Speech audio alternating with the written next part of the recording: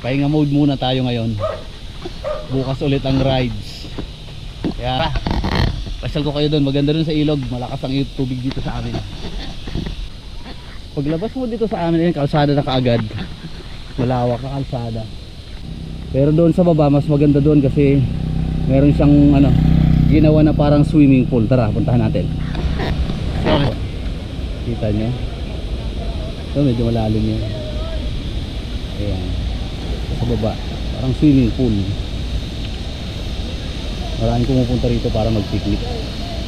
Pwede rito. Pwedeng mag picnic. Oh, nagtatago, mahihain sa camera. Okay. Uy, pa siya. Uy, ang sarap ng tilapia nila, oh.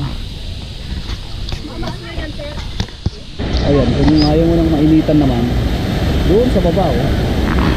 Yan, kita nyo yun. Diretso lang doon. Dito, baba tayo rito. Kita nyo yan.